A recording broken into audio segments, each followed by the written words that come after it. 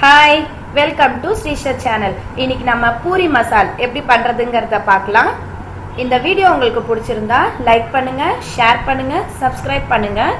மறக்காம பக்கத்துல இருக்கிற பெல் ஐகானையும் கிளிக் பண்ணுங்க. வாங்க நம்ம இப்போ வீடியோக்குள்ள போகலாம். வாணலில 2 டேபிள்ஸ்பூன் நல்லெண்ணெய் ஊத்திக்கலாம். எண்ணெய் சூடானதும் 1 டீஸ்பூன் கடுகு, 1 டீஸ்பூன் கடலைப்பருப்பு, 1 டீஸ்பூன் உளுந்து. கடுகு பொரிய ஆரம்பிச்சிருச்சு. பருப்பு நல்லா நம்ம செவக்க வறுத்துப்போம். இதெல்லாம் நம்ம நல்லா வறுத்துட்டு இது கூட நம்ம 2 பெரிய வெங்காயத்தை நீட்டமா கட் பண்ணி போட்டுக்க போறோம். சின்னதாவும் கட் பண்ணிக்கோங்க. நீட்டமா போடும்போது நமக்கு பார்க்கிறதுக்கு அழகாவும் இருக்கும். ஹோட்டல்ல சாப்பிடுற அந்த ஃபீல் இருக்கும். அதனால நான் நீட்டமா கட் பண்ணி போட்டிருக்கேன். இப்போ நம்ம வெங்காயத்தை நல்லா வதக்கிப்போம். இது கூட வதங்கிறதுக்கு கொஞ்சோண்டு உப்பு போட்டுக்கலாம். உப்பு போட்டு கொஞ்சம் நல்லா வெங்காயத்தை செவக்க வறுத்துப்போம்.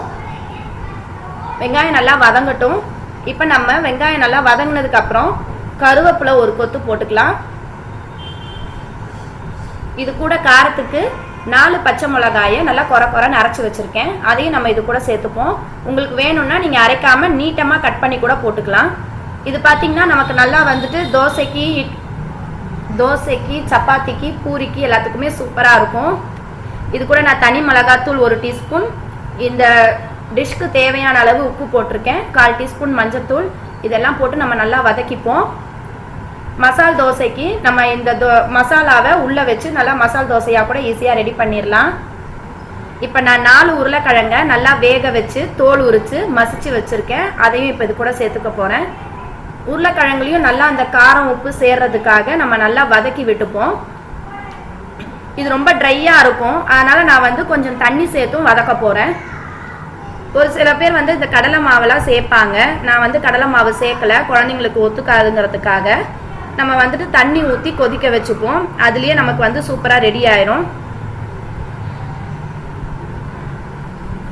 இந்த மாதிரி தண்ணி ஊற்றி நம்ம நல்லா பாயில் பண்ணிக்கலாம்.